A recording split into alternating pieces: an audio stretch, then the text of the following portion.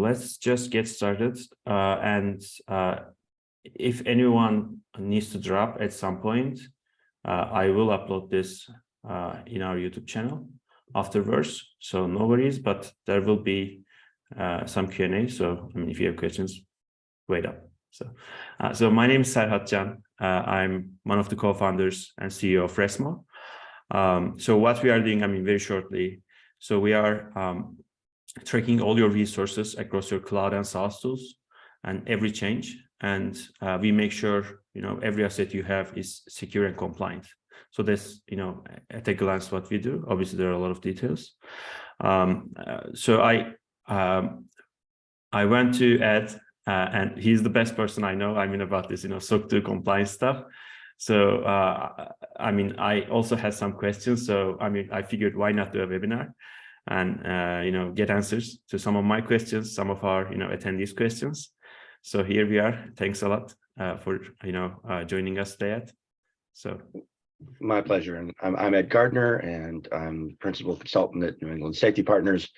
We're a North American-based security consulting firm that specializes in getting people ready for things like SOC2, all the alphabet soups, PCI, NIST, ISO 27000s, any of those compliance exercises that your large customers are sometimes asking you to complete before they do business with you. That's what we do, is we help folks get ready for it. And we've been around, this is our 8th year of full-time operation. Awesome. And Ed, I mean, New England Safety Partners is a great firm. They're also our partner. I mean, if you have any questions about SOC2, I mean, feel free to reach out to them. Yeah, absolutely. Yeah, I mean, I will send an email afterwards to all the attendees, so I can add your contact details to that email. So if anyone wants to reach out. Let me share the outline today. So first, we are going to talk about, I mean, probably you know what SOC2 is. So I mean, we will not spend a lot of time on it, but we will start with, I mean, as a startup, when you should start your SOC2 journey. That's important because it literally affects everything. It's a lot of effort and obviously money. So it's important to know when to start and what are the upsides and downsides if you start early or late. So, I mean, I want to touch on that a bit because that also will help you decide when is the right time. And the other one is, I mean, this question, if you know about SOC2, there is this type 2 and type 1 stuff. And usually people are not sure about which one to start with. What are the advantages and disadvantages? So we will try to answer this question.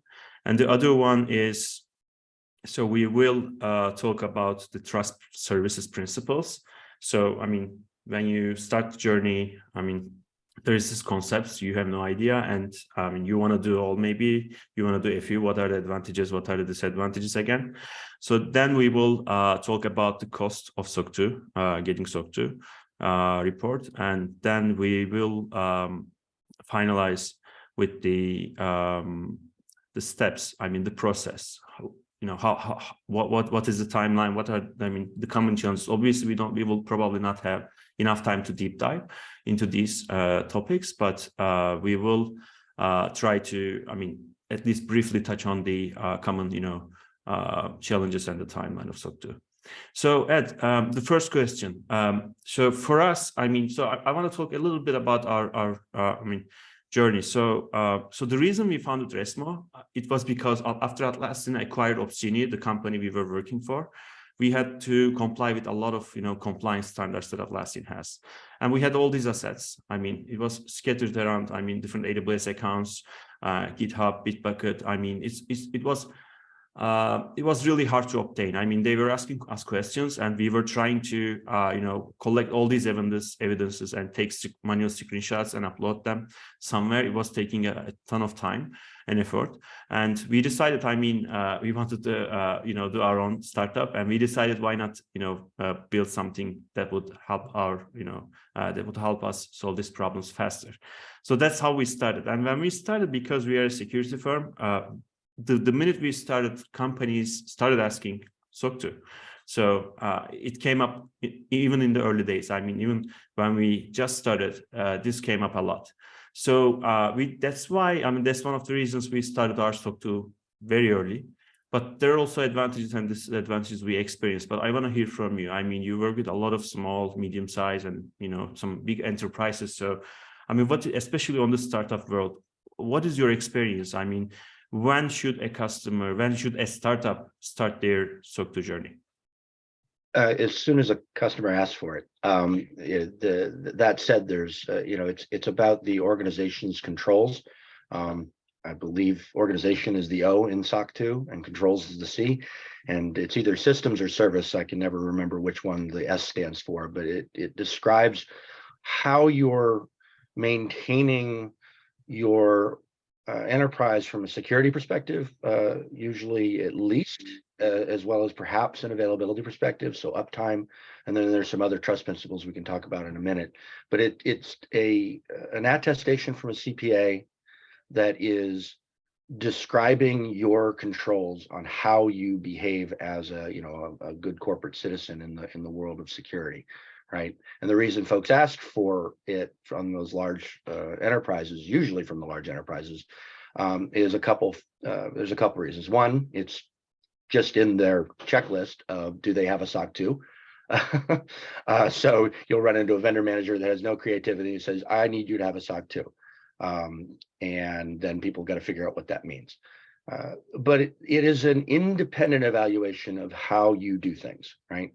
So a lot of the controls that are evaluated as part of a SOC 2 are around securing information, right? Do you have segregation of duties? Do you have control over your system lifecycle? Do you know what to do if you have an incident and how to manage that?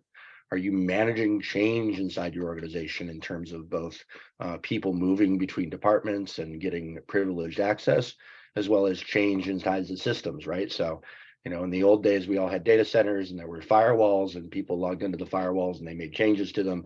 And if those changes weren't governed and tracked by somebody with authority to say it's okay, then you weren't necessarily doing things right?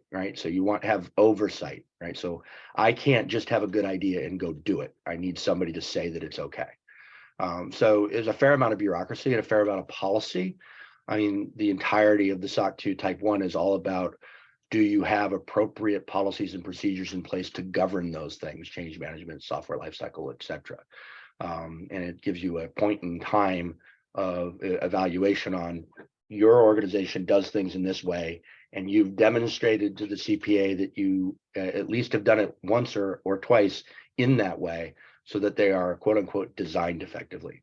So as far as when to do it, the actual SOC 2, usually it's triggered by people going and selling to a large bank, or a university or a healthcare system or whatnot. And it's one of the artifacts that vendor managers are looking for to say, are you acting quote unquote like a grown-up? As far as when to start preparing for it, sooner rather than later, right? Because it's all about documentation. And then there is a bit of bureaucracy, and some of it is just bureaucracy. Much of it can be sort of crafted in a way that it's actually helping you do your job, but it's all about checks and balances and documentation. Very, very helpful. I mean, so there's this question, and so I want to try to answer this, and this will probably create more questions. So Batuhan is asking, so how was the Opsgenius experience before the acquisition? Do you folks had SOC 2 compliance? If yes, at what stage you decided obtaining a report? So that's a good question, because in our current company Resmo, we started early, but in Opsgeni, we were growing crazy. I mean, 3 times, I mean, a year, 300% growth, or every year literally. So it was going very aggressive in terms of growth, and when after first year of growth, I mean, we started getting more bigger customers, enterprise customers, and there were a lot of security questionnaires coming our way, and that was taking a lot of time and creating a lot of sales friction. I think at 10 million ARR point or something like that, after 2 years of hyper growth, let's say, we received our SOC 2 report. So we started, I think, a bit late, but it was also I think Okay, because that's when, as Ed said, I mean, that's when we started getting big, I mean, customers like banks or, bigger enterprises. But in the meantime, I mean, if we were to, if we were a security or company, or if we had some critical data of the customer, usually what we received is just the alert. And usually those alerts didn't contain any very, critical information like user's email or other, a type of data that, these companies, customer data. We didn't have those type of data in Opsgenie. So that made it easier, I mean, to overcome these, questionnaires, because we didn't have very critical data. But at Opsgenie, we have some critical data. So that means, I mean, it's more important for the customer to, get a security validation somewhat. So SOC2 is a way to do it. So that's why we started early. But I also, I mean, there are a lot of early stage startup asking me if we should start our SOC2 right now. And as Ed said, I mean, I'm asking, do you have customers asking for it, big customers? And so the other question that I want to ask, I mean, let's say you have one customer, maybe a big enterprise, and they're asking about SOC2 report, but you are not sure if they are gonna, buy your product. At this stage, I mean, how do you decide? So it depends on how much money you have, right? That's a good point. Yeah. It's, because it is an investment, and it will open doors further down the path. We were talking briefly before you started the webinar proper. When you have that attestation, when you have that independent organization, a CPA is telling the world that, as far as they can tell, if you haven't lied to them, you're doing things pretty good, right? You're doing things right. It's an attestation that they've looked at your controls and they think they meet best practice. How do you decide? Sometimes, and this ends up being negotiation, right? It's if you sign, then we'll get one 6 months after you sign, right? So sometimes you can negotiate with the vendor manager. Sometimes it's just not a non-starter. They won't even go past a proof of concept until you have at least signed a letter with a CPA saying you promise that you will be getting a SOC2 of some description soon. And you can play those games with their vendor managers and with their contracts, but it really is, if it's going to gate a deal, then you probably ought to do it. And I need to tell you that it will gate deals. So it's a program that into your fundraising and figure out how to get the extra money that we're going to talk about at the end, which, the audit itself is in that $25,000 to $50,000 range, depending on the auditor, depending on how big the organization, et cetera, is. And you can spend even more because even bigger auditors charge even more money. So, program that into your fundraising if you're going to pursue enterprise customers. Because they will want some level of attestation. A lot of times you'll see in the contracts, they'll say SOC2 or equivalent, and they'll say SOC2 Type 2 or equivalent, but sometimes you can get away by doing a SOC2 Type 1 first, and then ease into the notion of a Type 2. And we'll talk about the differences, though, I expect here in a few minutes. But it's a point of negotiation. It's like, well, if you want us to do this, we need to do that, right? And sometimes people ask for more money in the contract. Right? You want us to be SOC2 compliant, it's going to cost you the delta for us to do the work. Yeah, I mean, those are all good, really good points. Yeah, I think it does. I mean, so again, like if you have any other questions, folks, feel free to ask them. So the other question I want to ask is, so is there any advantage of starting early or late? I mean, so what is the difference? I'm pretty sure you have customers of, small customers, big customers, early stage, maybe later stage. What are the advantages? What are the disadvantages? So, it's an attestation of your security and some other things, availability and confidentiality and whatnot. If you start writing policies and procedures now, they're a lot easier to sell to your engineers later when you actually have an auditor showing up and asking questions about them. So in terms of starting the SOC 2, start it now. Start writing policies, start writing procedures. If you need help, engage people who know how to write policies and procedures like us to help you write those policies and procedures, because at some point you're going to run into that wall of, we need to have one in order to close the deal, and you'll be a lot better off if you've already written a lot of stuff, because otherwise it takes a couple of months to execute on this. Our projects for small companies tend to clock in at about 2 to 3 calendar months of time of us going back and forth with you to make sure that we document all the things that need to be documented. And then once that 2 or 3 months is sort of passed, then you invite the auditors in, and then that takes a discrete amount of time. It takes a couple of weeks for them to do what they call their field work, which is all their interviews and sampling and reading of your documentation. And then it can take up to 2 months for them to issue the report, because there's a very formal process associated with creating a SOC 2 report. It's not just a couple of consultants come in and write an opinion. It's a couple of their CPA auditors come in, ask a bunch of questions, write down all those answers, ask follow-up questions, write down those answers, start drafting a report, and then it has to be evaluated by other people at the CPA. Usually a couple of partner level types have to sort of review it and quality check it, and then they get to ask questions. So you don't just get the report at the end of the 2 weeks of field work, it takes some time afterwards.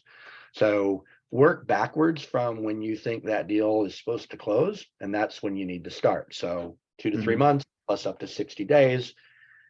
6 months before you need it is when you need to start. Okay, I mean, at least. Awesome. I mean, there is a question I see in there, yes, and that is I think an important one to answer. The question is, the SOC 2 report is an overall opinion given by the auditors, not a pass-fail test. That's 100% correct. And I see some of my auditor partners are on the call, so I'm going to try not to screw this up. But it's an attestation. They've read your documents and they find them to generally be appropriate. And the language in the opinion of the report itself is really, really wishy-washy. It is not they're passed, they're good. It's in our opinion, if they haven't lied to us, they're doing things in an appropriate way. And that's very important. And it's not a pass-fail test, but there is a way to fail a SOC 2. A SOC 2 opinion can be unqualified opinion, which in this case is the pass. It's good. They've read all your stuff, they've looked at all your evidence, and they've said, we don't see anything wrong with this. And that's it. Then they end their opinion there. We don't see anything wrong with this. Or there's the qualified opinion, which is technically the fail, whereas we read all your stuff except for these 3 things that they're not doing right, or they're not doing according to the documentation that they provided us, which is more or less, which is more often the case, right? Because we're providing documentation to the auditors that describe what we do. They're evaluating what we do against that documentation and saying, do we do what we say we do? With a filter of best practice on it.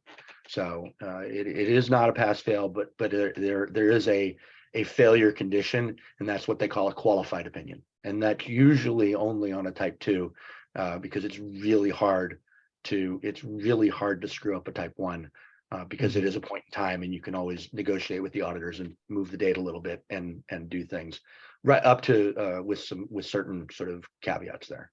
I mean, you started touching upon the different types, like type 1 and type 2. So let's talk about them a bit. But before, I mean, so I had this question. So you mentioned there are different auditors. I mean, so let's say, I mean, you're working with a small firm, or I don't know, like a CPA, like for Ernst & Young, whatever. I mean, does it make a difference? I mean, for companies?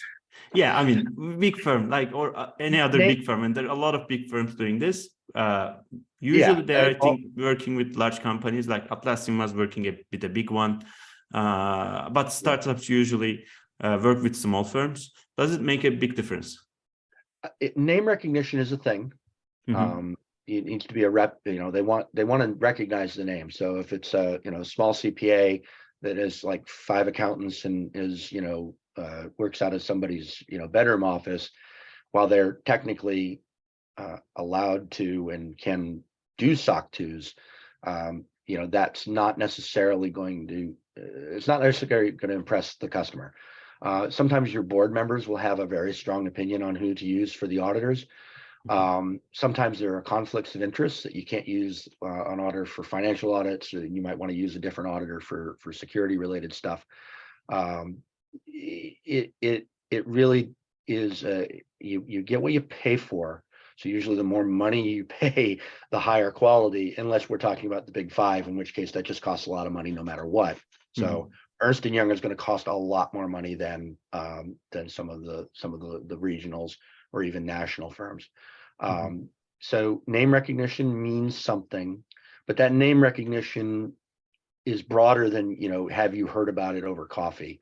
There are good firms and there are less good firms. Some people put a lot of thought and care and have a lot of formal process in executing a SOC 2 audit. And those are high quality audits, and you can tell when you read them that they did the work. And some of them are rubber stamps, or at least they appear to be on the outside. And you don't get a lot of challenge from the auditor while you're doing it. And, it's almost a paper mill, to borrow a phrase. Okay. And a lot of my answers during this are going to be, it depends. And that's another really long way to say it depends. So if all you're trying to do is check a box, there are ways to do it, and you can get it done cheap, and you can get it done relatively fast. And then somebody's going to call you on it at some point, especially larger organizations, because they're going to read the report and they're going to be able to tell from the report sort of the quality of the audit. Okay, these are all great points, because when you start, if you don't have compliance background, you don't know the answer to these questions. So these are really, really helpful. So those larger firms are going to cost $50,000 and more just to do a SOC 2 Type 1. You can get a quality audit for less than that, and still have a good solid attestation to what you're doing. Did you want me to talk about the Type 1 versus Type 2? Yes, that's the question. So we have talked about this before in private. So you want to try it? Yeah, that's the reason we wanted to get Type 1 first as a startup, and I want to hear from you, because you have a lot of experience with this, so I want to hear your words. So SOC 2, there are two types of SOC 2 audits. There's a SOC 2 Type 1 and a SOC 2 Type 2, not to be confused with a SOC 1 audit or a SOC 3 audit. Sometimes sometimes salespeople will hear SOC 2 Type 1 and say, oh, we need a SOC 1, right? So they'll contract the numbers together, and that's a completely different kind of audit. A SOC 2 audit is all about systems and organizational controls. Actually, I think that's the way you define it in words. The systems that you're using to deliver whatever product or service you're talking about. And usually you have a scope for the SOC 2 audit. So it's not the whole company necessarily. It's just the stuff that's necessary to deliver the Resmo platform, right? And sort of some of the supporting infrastructure around that.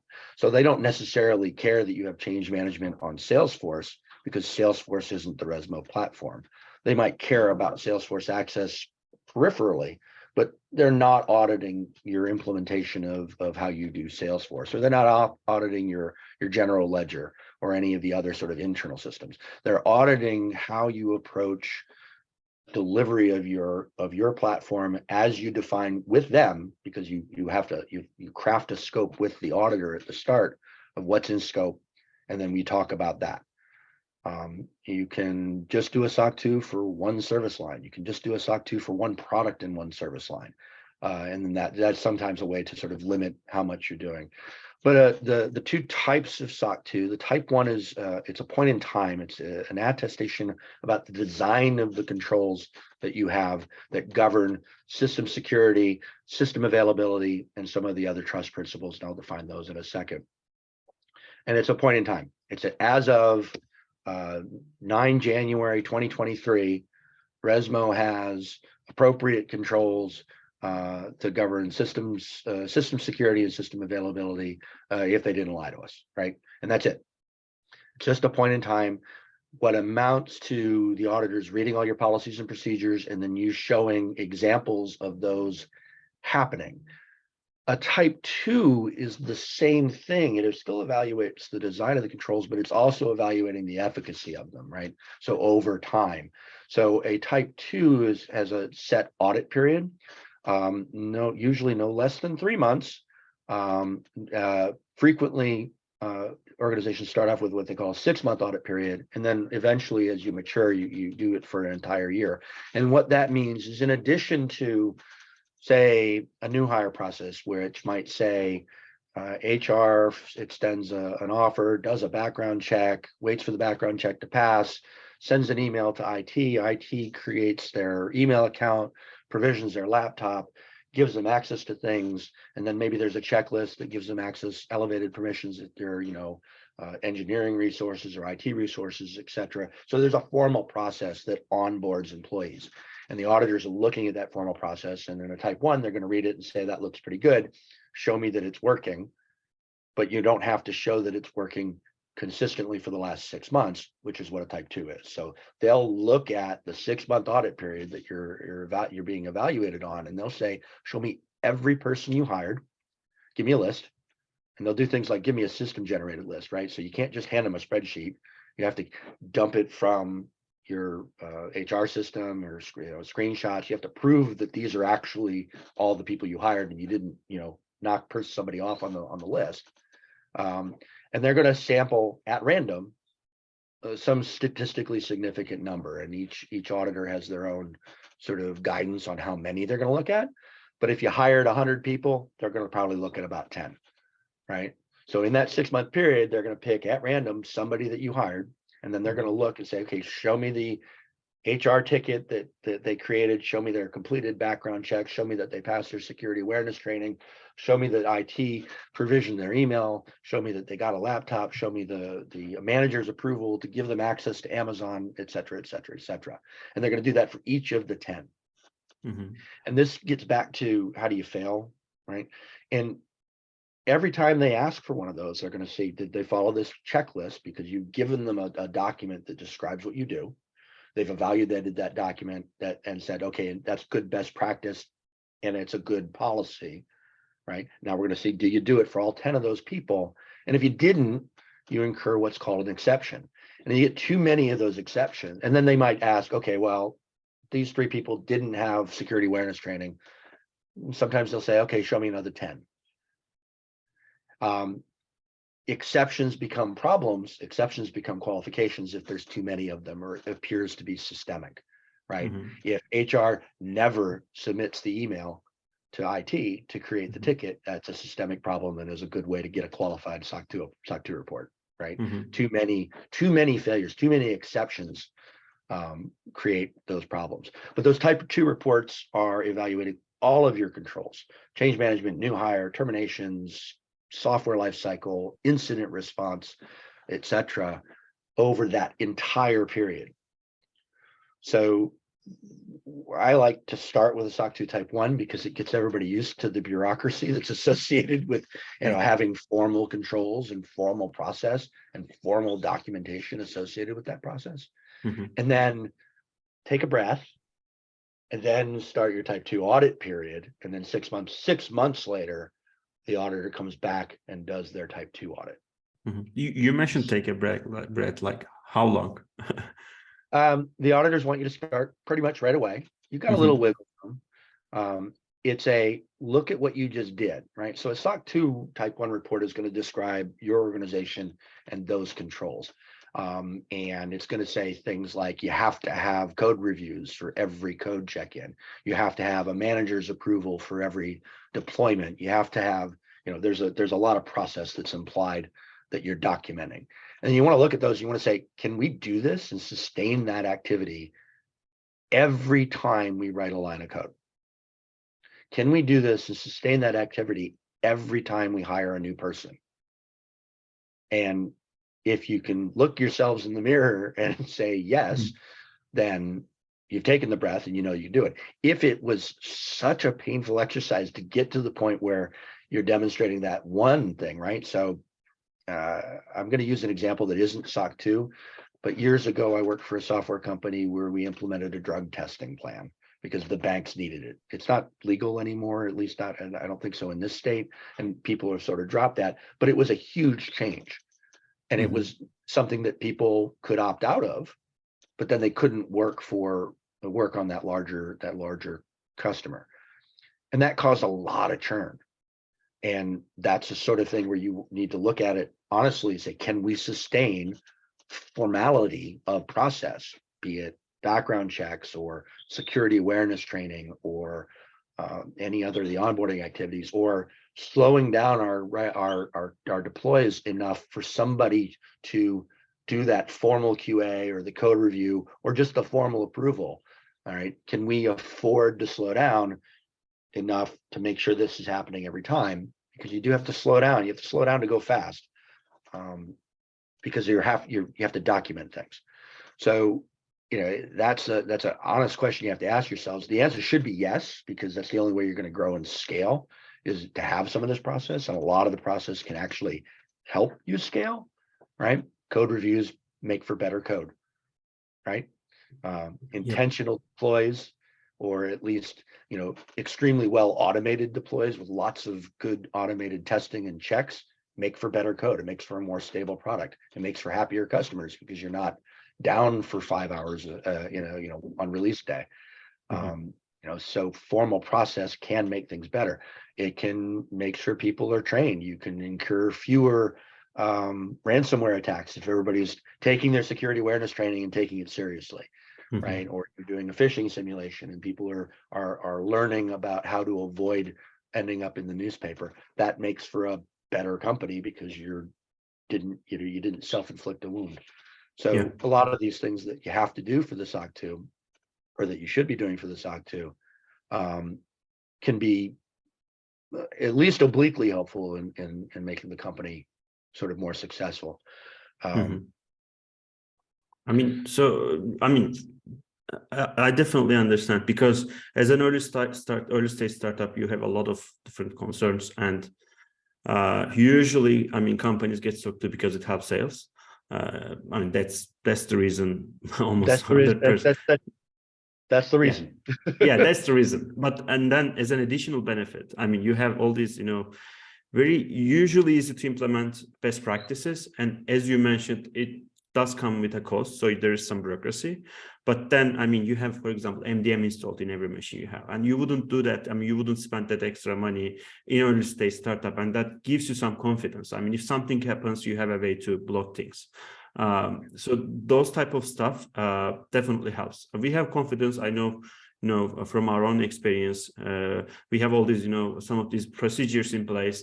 Then we have, we know that we are doing something for security. That also helps us, because now we can do things in a more confident way. And we have code reviews. We definitely review every change. So that definitely helps us, the quality of the code as well, as you said. And I really like the word. You have to slow down to get fast. That's I think the key of this. But being able to sustain that, right? Because sometimes, it hasn't happened in a while, but sometimes organizations, if they're sales focused or they're engineering focused, regardless of what their focus is, sometimes they don't want to change, and that becomes a cultural problem that you have to conquer.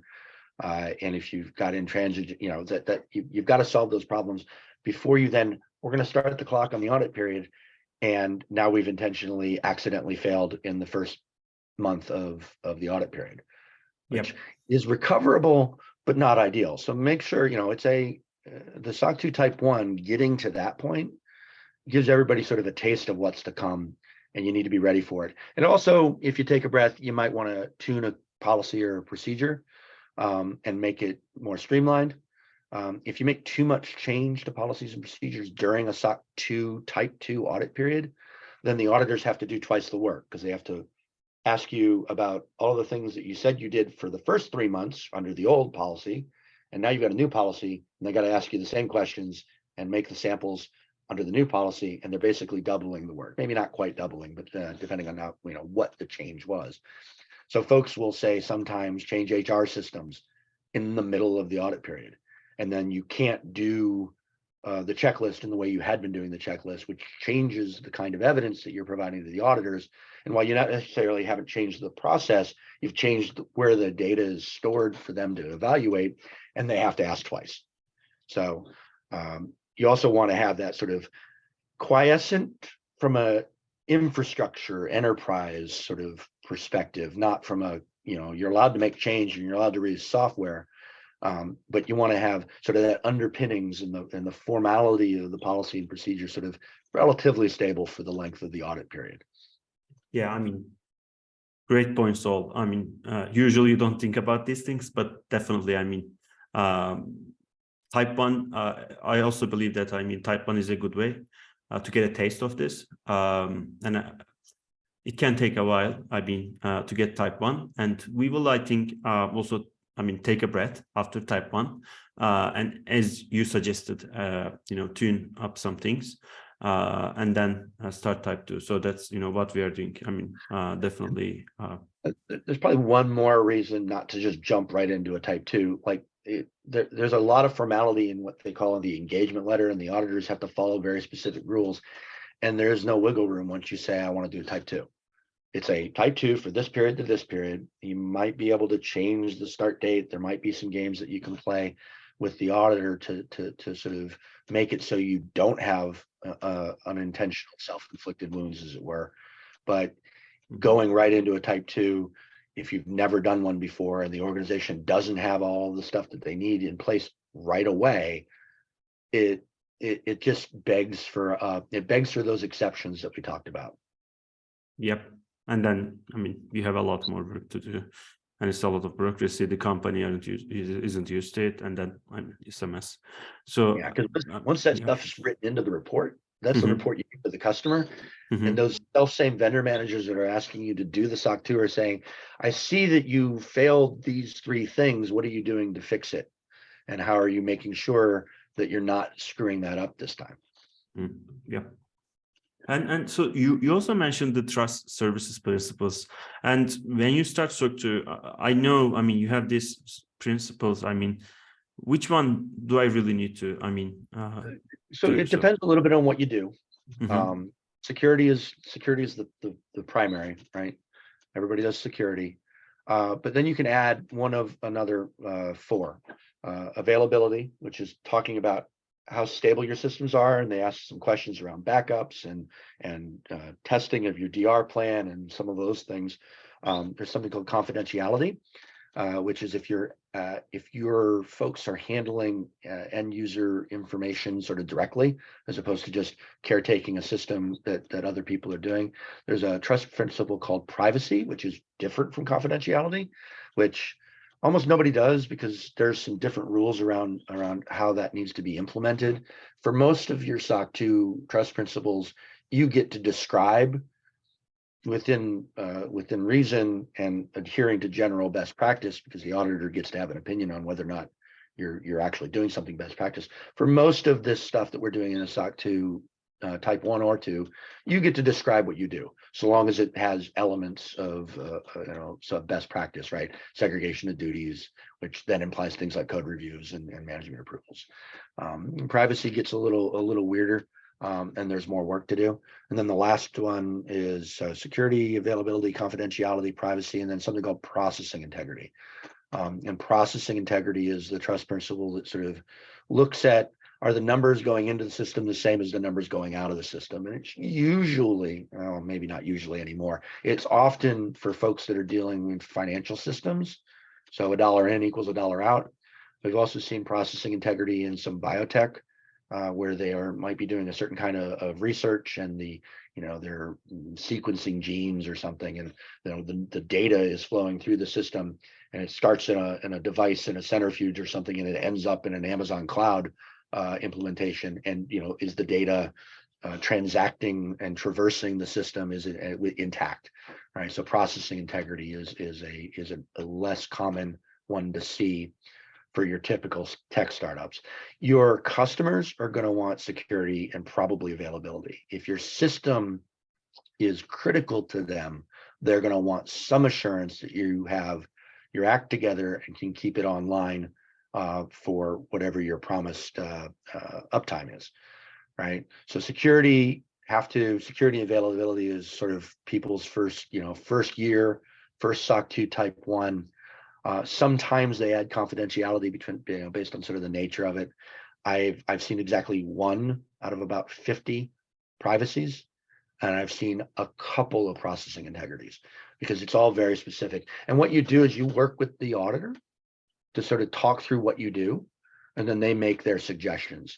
But they're always going to say security. They're probably almost always going to say availability. And then they might add confidentiality. And it adds a little bit of work. Security, availability, and confidentiality.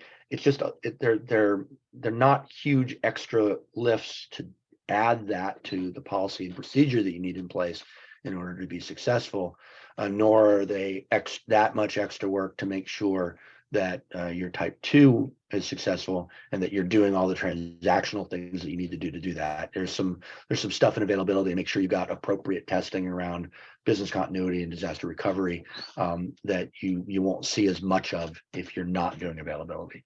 So people usually do security and availability because customers usually care whether or not your system is up. I mean, great summary. So one thing to add maybe, so we are also doing the availability. I mean, obviously the security as well. So we recently became an AWS partner, and I mean, they ask similar questions. So it helps, I mean, if you have similar procedures, I mean, in place. So you have recoverability. I mean, you have backups for everything on AWS. And if you have already done this for SOC2 or for AWS partnership, and it goes both ways. So I mean, some questions are similar. So yeah, and that's the thing. You're not going to get out of any of the questionnaires either from partners or from customers by doing a SOC2, but you can use the stuff from the SOC2 to answer the questions in the questionnaire, right? Because they want to see some level of consistency. So everybody's going to ask basically the same questions. And you'll see the same kinds of questions when you go for an ISO certification or some of the others. There's a trajectory that one can take to get there. You know, they want to see that you have control over change in your organization, software change, people change. They want to know that you can respond to incidents. They want to know that you can keep the systems up. And then they want to see it documented, because if it's not written down, it doesn't count.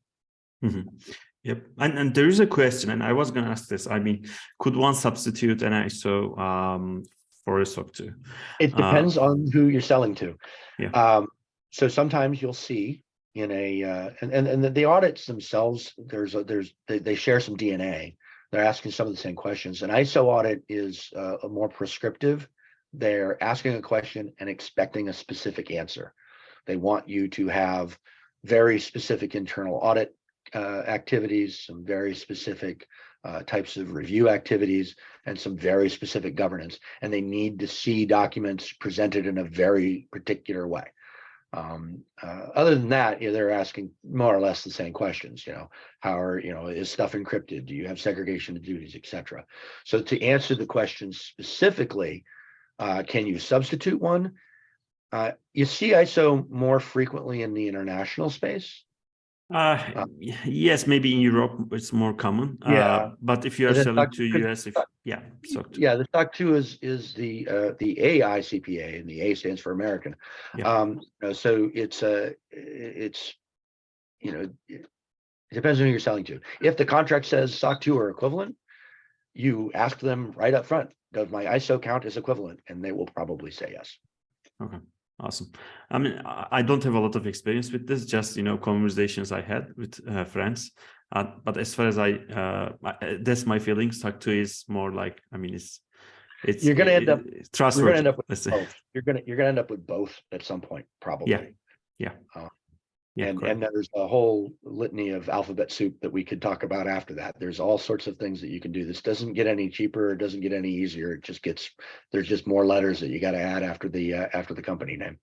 Yep. And you said cheaper. So let's talk about the cost. So, I mean, you already mentioned some of, these things. But I mean, if you are an early stage startup, 50 people, 10 people, I mean, it doesn't really make a big difference probably. But I mean, what would be the cost? I mean, if you are starting your SOC2 Type 1? And once again, I'm going to say it depends. So it depends on the auditor, because that's one of the costs. You know, set aside upwards of $50,000 just for the audit. You probably get some for less, but you know, start putting that in your brain. You know, it's anywhere between 25 and 50. You're probably going to want to help writing stuff, right? A lot of times that's why people hire us, is they don't have time to write all this stuff down. We're going to basically cost the same as the audit, because we're going to spend 3 months doing work. And then there's probably some less tangible costs associated with the work that you guys actually have to do in order to implement things, because you can't have the consultants do everything, for two reasons. One, the auditors don't like it when it's just me doing the talking. They want to hear from you that you're doing these things. And two, some of it's very specific to how you do your job, right? I can write a software lifecycle policy for you, but you've got to be able to evidence that policy, and it's going to depend on your tooling. Are you using Bitbucket? Are you using Git? Are you using the other Git? Are you using something else, right? What is source control? How do code reviews get executed? When do they get executed? How much is automated? How much is manual QA? How much is automated deploy? How much is CI/CD? How much is just somebody making an installer, right? So the policies aren't one size fits all. So you've got to figure out how to take what I might write as a policy, and between the two of us, we'll have a conversation on how do we make this work inside your organization, and what words do we need to change in this policy or procedure in order for it to not just match what you're doing, but also be compliant. So there's some costs associated with time that you have to devote to it. And you might have to implement things, right? So incident management is a big deal in SOC 2, because they want to know that you're responding to incidents. So having ways to detect bad things happening means some monitoring. So Opsgenie or Resmo, or right, so both, right? So have Resmo send stuff to Opsgenie, and Opsgenie sends stuff to my DevOps guys, and my DevOps guys get up at 2 o'clock in the morning and go do a thing, and then it's all documented in a Jira ticket. So there's an implied tooling, but there isn't any one tool that's required. So there's probably costs associated with that. You might need to turn on features in your Amazon account, right? If you don't have CloudTrail turned on, you need it turned on, right? And that's going to have a cost associated with it. You might need to purchase a Qualys subscription for vulnerability scanning for your Amazon account. And then there's corollaries in Google and Microsoft as well. So, turning stuff on, because Amazon likes money, costs more money. So that ends up being a cost there. So I think one of my other customers said, count on it being between $60,000 and $100,000, or 60 and as much money as you have, to sort of do all the stuff that you need to do, auditor included. Yep. And if it's compliance, I mean, even if you're existing tooling, they want to start charging you more. So, I mean, They want to you do that. start moving to enterprise plans and all. So again, the tooling, and definitely, I mean, the price of the tooling increases as well. I mean, for us, for example, just to give you an example, I mean, you have to enable, for example, RDS backups, or I mean, you have to have instances running in multiple regions, or I mean, have backups in, for some services, and again, enable CloudTrail and some other services, and then it would definitely increase your cloud costs, and that's some complexity as well. And in the long run, I mean, you have some, let's say a bit more complex infrastructure, and obviously it pushes you for automation, so it can lead to, I mean, some best practices on the way, but it creates some friction as you start. So as a startup, I mean, you have to think about all these costs. So, I mean, the last question, and if you have any questions, folks, I mean, we have about 8 minutes, so I think we will have some time. So the last question is, I mean, so you already, again, talked about this a little bit. So you talked about the timeline. So let's talk about some of the biggest challenges you will face. I mean, you start your SOC 2 compliance. What should people expect? The bureaucracy. So, like I said, we pretty consistently can take, these small to medium, almost regardless of it. Very large customers might be different. Small, medium, startup to small, give me 3 months calendar time, and between you and I and my team and your team, we'll be ready for an auditor to come in and have a question. Yep. So Pretty consistent. what is the number one challenge? I mean, you have all these, companies. Getting engineers to slow down. Yeah. Right. You've got the computer, or getting technical staff to give up access. Right. Oh yeah. Then So they have to wait for access. They have to request stuff, and they're not used to it. They just, directly connect to production. They just want to write code, push deploy, write code, push deploy. Yeah. So that means that you have to have an awful lot of automated tooling and a lot of automated quality checks in order for that to even be a possibility. So you got to do a lot of work in order to make that happen.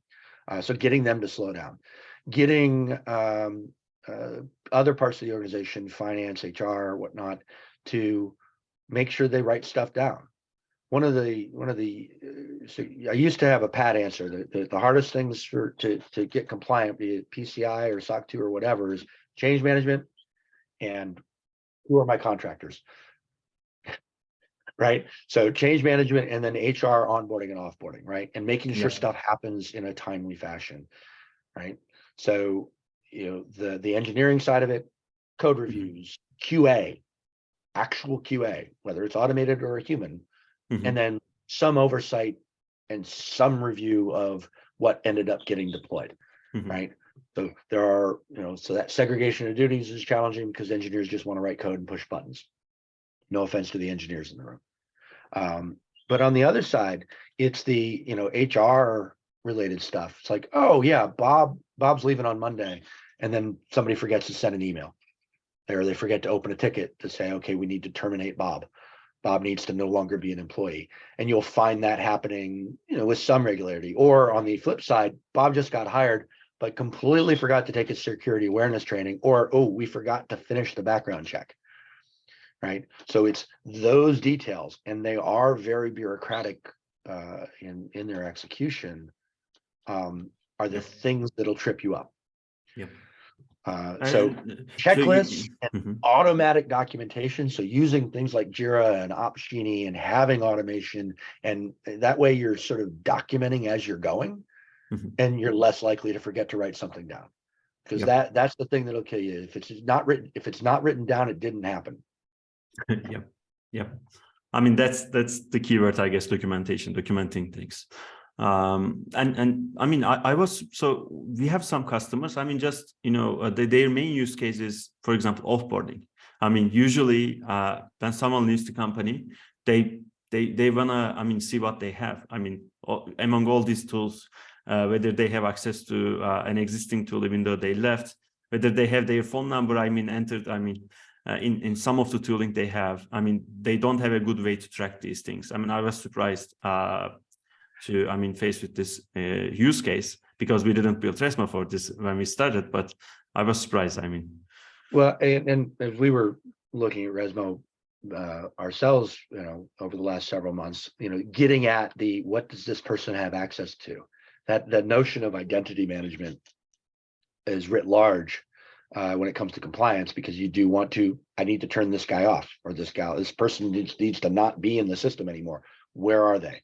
And having the tooling to understand where those user identities are, so that you can go in and do something about it, is incredibly important. But yeah, the termination, like, did you get them all? And for a SOC 2, you've got that narrow scope of just the system and the stuff that supports it. So they might not care that they still have a login to the marketing widget, because it's not an in-scope system. But you might care. So that comes back to some of these processes say, hey, Salesforce licenses cost us a lot of money. Right. Yeah. So a good termination process should include making sure that Salesforce license is appropriately turned off. Yep. And so that's where you get people to start paying attention to you, because you're starting to save them money. Yep. Yeah, exactly. And so the last question. So we will have. So Batuhan asks, is SOC2 report has a fixed price from given auditor, or the quotation changes based on client's company size, revenue, infrastructure It complexity, changes based etc.? on complexity and again, and the auditor, right? So and they'll have different rate sheets. So they'll have a conversation with you to talk about your environment. Is it in Amazon? Is it in, is it a data center? God forbid. Is it in Microsoft? And they'll ask some questions around how they think you're prepared for it. Many auditors will also, as part of their quoting process, suggest what they call a readiness review, which is different than the work that we're doing, although it dovetails into it, where they look at it and they say, okay, you've got about 80%. We think if you fix this 20%, we can come back and have a successful audit, and then they go away because they're not allowed to help you fix it, right? They're what they call conflicted out. They can't write the policy and then evaluate it. You have to do it. So, but they'll do a readiness. They'll come in and look at it, and they'll say you're okay. So, yeah, large company costs more money. If you've got multiple products and services, and those products and services all operate slightly differently, right? You've got five products, and each product has its own engineering team. Each engineering team uses their own source control. This engineering uses Zendesk. This engineering team uses Jira. That complexity will drive will drive everything. But not the least of which is the actual whatever the CPA quotes you. And I see at least one CPA on the call, so I'm sure he'd be happy to answer questions more directly. Yeah, I mean, thanks a lot, Ed. This was great, and now I have a document that I can send, to people if they ask these questions about anything about SOC2. So this was great. So again, folks, I mean, if you joined us late, so I will upload this to our YouTube channel, and I will send you an email with Ed's